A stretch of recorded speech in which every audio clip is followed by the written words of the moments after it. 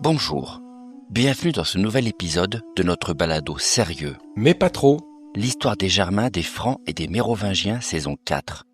Je m'appelle Xavier. Et je m'appelle Romain. Et nous vous invitons à nous suivre sur les réseaux sociaux Facebook et Instagram à meropodcast.fr. Et à nous donner des étoiles sur votre plateforme d'écoute favorite et à nous partager vos commentaires en nous écrivant à meropodcast.fr@gmail.com. Ceci est l'épisode bonus 82, l'évêché mystère de Melun.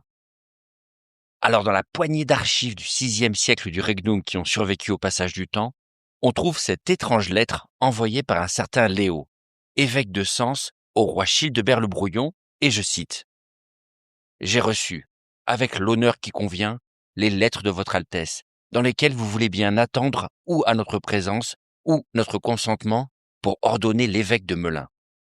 Que votre gloire sache que nous nous sommes fortement étonnés de ce que, sans ordre du très glorieux Seigneur notre souverain, votre fils, le roi Théodebert, du royaume duquel nous sommes sujets, vous preniez l'initiative d'ordonner, d'inaugurer maintenant ce qui n'a jamais été fait auparavant, avec notre présence ou notre consentement. » Lettre de l'évêque Léo de Sens au roi Childebert, année 538. C'est par cette longue interpellation, et là, on ne vous livre que le prologue, que l'évêque de Sens décide de s'adresser au fils de Clovis, le roi Childebert le Brouillon, un beau jour de 538. Le sujet de cette attaque en règle par écrit. Le roi de Paris vient de décider unilatéralement de créer un nouvel évêché, centré sur la ville de Melun en Seine-et-Marne moderne, et découpant, dans ce but, une tranche du diocèse de Sens d'un bon coup de francisque. Alors, il ne faut pas se laisser aveugler par le ton très respectueux en apparence des lettres entre puissants du Regnum qui donnent une fausse impression. Même si on n'a pas la première missive du roi, Childebert a dû tenter un coup de force, essayant de mettre l'évêque devant le fait accompli et de le sommer de choisir entre envoyer son acceptation par écrit ou venir sur place bénir le nouveau titulaire. Une alternative factice donc, qui masque en réalité un véritable abus d'autorité. Quant à l'évêque, sous couvert d'une politesse d'usage pour s'adresser à un souverain, c'est une fin très sèche de non-recevoir qu'il adresse au roi, allant même jusqu'à le menacer à la fin de sa lettre d'en appeler au pape et d'excommunier tous ceux qui participeraient à cette mascarade. L'artillerie lourde donc, mais en langage ecclésiastique du VIe siècle. Et si on connaît peu de choses sur le bon Léon de Sens, c'est quand même l'un des 3 évêques de l'épisode bonus 57 qui ont fait la leçon au vieux Rémy de Reims 20 ans plus tôt, l'accusant de complaisance et de servilité vis-à-vis de Clovis. Un indice qui prouverait que l'homme avait son petit caractère quand même. Alors, dans le fond, il n'y a rien de très nouveau dans toute cette histoire. Concrètement, et on l'a déjà expliqué au VIe siècle, si les évêques ne sont pas dépendants hiérarchiquement des rois en théorie, les souverains s'impliquent de plus en plus dans leur nomination, comme dans les redécoupages de territoires, quand la situation politique l'exige. Childebert et tous les autres rois ont passé les dernières années à tenter d'influencer ou d'imposer des hommes à eux sur les évêchés, quitte à s'en créer un de toutes pièces ici ou là, comme c'est là le cas pour Melun. Inversement, les rois n'ont pas pour autant les mains totalement libres, notamment lorsqu'ils font face à des fortes têtes ou à des évêques localement puissants, ce qui semble bien être le cas de notre Léo, et la négociation est donc permanente entre tentatives centralisatrices du roi et volonté autonomiste des aristocrates, donc les évêques. Dans le cas précis de Melun, la situation est d'autant plus amusante que le roi contrôlant ce diocèse n'est pas Childebert de Paris, mais bien Théodebert de Trèves, puisque Sens appartient au royaume de l'Est.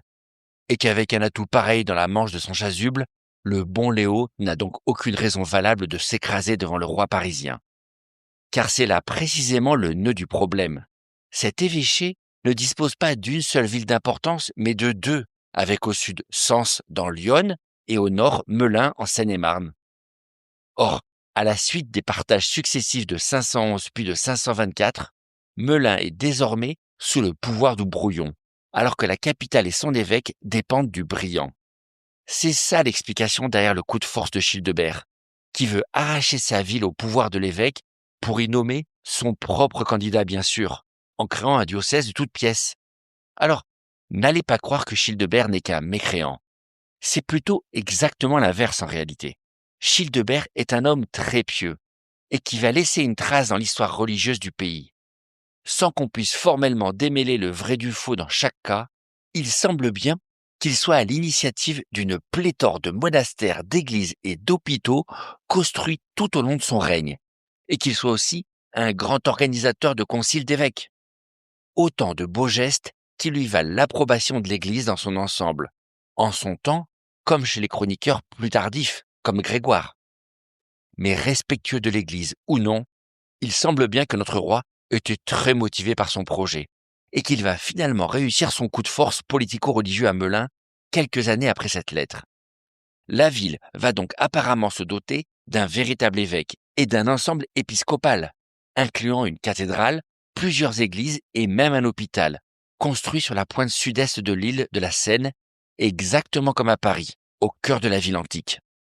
Une construction dont il ne resterait plus rien aujourd'hui, sinon la superbe collégiale Sainte-Marie, reconstruite sur place au XIe siècle, et le centre de détention de Seine-et-Marne, successeur de l'hospice pour misérables bâti à cet endroit. On peut s'interroger sur les raisons qui ont poussé ce roi très pieux, et sans véritable défi politique majeur à relever en 538, à s'embarquer dans une aventure pareille à ce stade de son règne. Alors, il y a peut-être un effet d'opportunité, puisqu'au même moment, son cher neveu Théodebert le Brillant est engagé dans son bras de fer avec Byzance, et n'a peut-être pas toute l'attention requise pour cette partie lointaine de son royaume. Mais il y a sûrement plus que cette opportunité. Un demi-siècle plus tôt, lorsque Clovis s'empare du territoire, il a repris intégralement à son compte les structures politiques et sociales existantes, et s'adapte à la situation plutôt que d'essayer de tout transformer. Il choisit de se positionner à la tête du regnum conquis avec ses leudes et de profiter des richesses et des ressources du pays pour établir son pouvoir, mais sans bouleverser l'organisation territoriale et administrative. Et c'est cette même logique qui semble s'appliquer initialement avec les partages entre ses fils. Une distribution des cités répondant à des équations complexes de partage économique et de frontières militaires à défendre, mais déconnectées de toute cohérence régionale. Quel rapport y a-t-il entre les territoires de Rhénanie et le sud de l'Auvergne, ou entre les villes d'Angoulême et de Périgueux, rattachées au royaume de Soissons? Pas grand-chose. Et on continue donc à avoir affaire à un pouvoir militaire superposé à une réalité géographique, sociale et culturelle du pays existant, sans lien direct entre les deux, sinon des flux financiers et un système légal qui se met en place.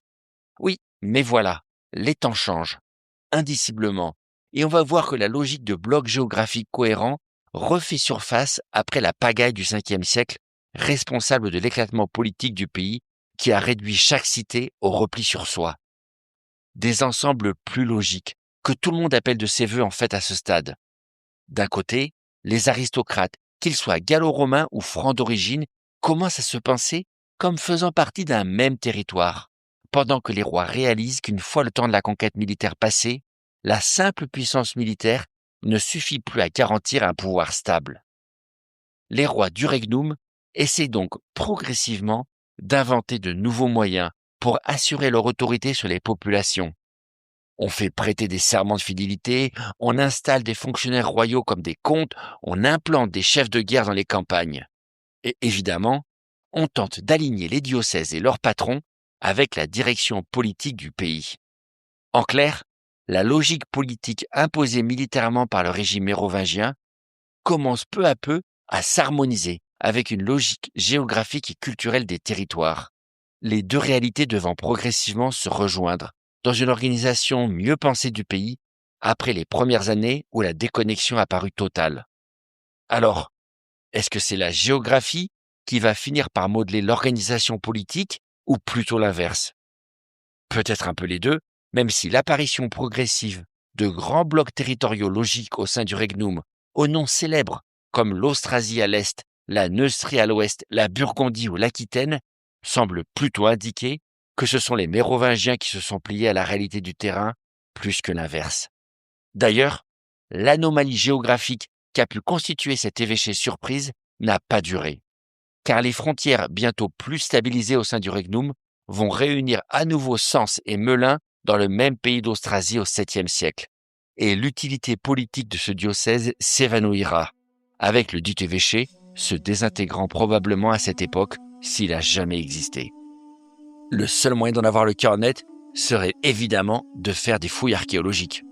Mais sauf à imaginer une hypothétique évasion du centre de détention sous la forme d'un tunnel retrouvant les restes de la cathédrale éphémère voulue par le brouillon en 538, nous en resterons donc à la réponse ferme de l'évêque pour rappeler à Childebert qu'un roi, tout sacré qu'il est, ne peut pas tout décider dans le Regnum Francorum. En tout cas, pas de la géographie.